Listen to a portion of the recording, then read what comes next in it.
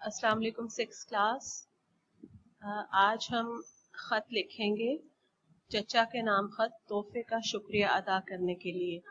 आप लोग अपने पेजेस कॉपीज़ जिस पर भी आप लिखना चाहते हैं वो ओपन कर लें और इसी तरह से आपने इसको लिखना है। मैं आपको तरीका बता देती हूँ, सामने शो भी कर देती हूँ ताकि आपको पता होना चाहिए। हेडर आपके सामने शो हो रहा है। सबसे पहले आप मार्कर के साथ मार्जिन लाइन लगाएंगे, उसके साथ फिर ऊपर आपने खत का वर्ड लिखना है, उसको अंडरलाइन करें। उसके बाद फिर आप लिखेंगे कि चचा के नाम खत तोहफे का शुक्रिया अदा करने के लिए, इनको अंडरलाइन करें। वर्ड्स को कट किए बगैर अंडरलाइन आपने करना है। और हेडर आप इस तरह से लिखेंगे कि मार्जिन लाइन से बिल्कुल थोड़ा सा गैप देके, लिटिल फिंगर गैप देने के बाद आप लिखेंगे कमरा इम्तिहान। फिर उसके बाद आप लिखेंगे 20 जून 2020 प्यारे चचा जान एक्सक्लेमेशन लेटर अस्सलामु अलैकुम और ख़त्मा। ठीक है, अक्सर बच्चे मैंने देखा है कि अस्सलामु अलैकुम के दरमियान वाव डाल देते हैं, जो कि ठीक नहीं है। अस्सलामु अलैकुम में वाव नहीं होगा। ठीक है, तो ख़त्मा लिख के उसके बाद आपने यहाँ से स्टार्ट करना है। कल की डाक से आपका खैरियतनामा मौसूल हुआ। ठीक है, उसके बाद मैं आपको बाकी का खत पढ़ के सुना देती हूँ। आपके सामने जो शो हो रहा है उसके मुताबिक ही आपने करने हैं, और वेकेशन वर्क जो आपको दिया हुआ है उसमें वो खत मौजूद है। आप खोल के उसको याद करेंगे और लिखेंगे भी ताकि आपको अच्छे से पता चल जाए।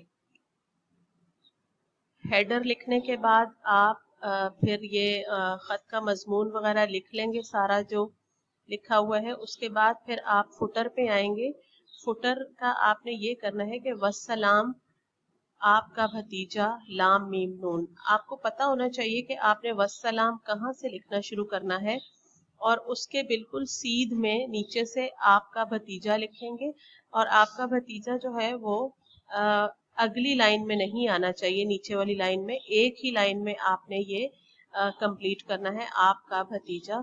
उसके बाद नीचे अगली लाइन में लिखेंगे लाम मीम नून और दरमियान में डैश डालेंगे। ठीक है, ये आपके सामने हेडर फुटर शो कर दिया है मैंने, और सारा तरीका कि आपने किस तरह से खत लिखना है। अब मैं खत आपके सामने पढ़ती हूँ, आप लोग ध्यान से सुने। चचा के नाम खत तोहफे का शुक्रिया अदा करने के लिए, कमरा इम्तिहान। डेट आप कोई सी भी डाल सकते हैं। यहाँ पे 6 जून लिखा हुआ है, 6 जून 2020। प्यारे चचा जान अस्सलामु अलैकुम। कल की डाक से आपका खैरियतनामा मौसूल हुआ। खैरियतनामा मौसूल हुआ यानी खैरियत की इत्तला मिली।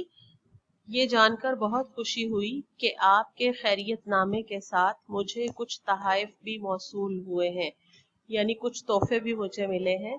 उनके लिए भी मैं आपका और चची जान का मशकूर हूँ यानी शुक्रिया अदा करता हूँ। आपने जो घड़ी मुझे सालगिरह के तोहफे में भेजी है, उससे मुझे वक्त की कदर कीमत और आपकी दानाई व हिकमत का सही अंदाजा हुआ है। दानाई व हिकमत यानी दानाई या अक्लमंदी। ठीक है, यानी जो आपने मुझे घड़ी भेजी है उससे मुझे पता चला है कि आपने कितनी दूर अंदेशी का मुजाहरा करते हुए मेरे लिए तोहफा खरीदा है। ठीक है, दूर की सोचते हुए, दानाई का मुजाहरा करते हुए अंदाजा हुआ है कि किस तरह आपने इस तोहफे के जरिए मुझे पाबंदी वक्त का एहसास दिलाया। ठीक है, यानी कैसे आपने इस तोहफे के जरिए मुझे वक्त की पाबंदी का एहसास दिलाया और आदी बनाया।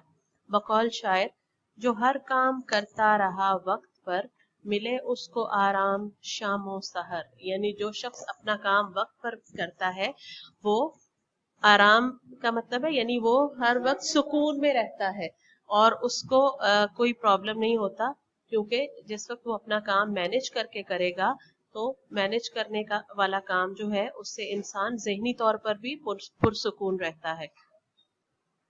हाफ खत मैंने आपको करवा दिया है, ये हाफ ही आप याद करेंगे पहले, बाकी जो है वो हम कल इंशाल्लाह पढ़ेंगे और उसको याद करेंगे।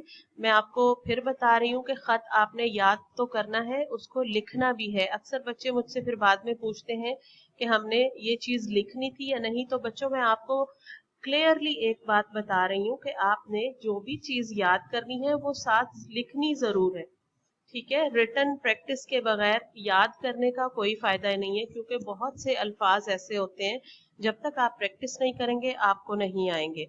तो हाफ खत हमने पढ़ लिया है, बाकी हाफ हम कल पढ़ेंगे। इसको आपने अच्छे से याद करना है, डिफिकल्ट वर्ड्स की अलग से प्रैक्टिस आपने करनी है। Thank you.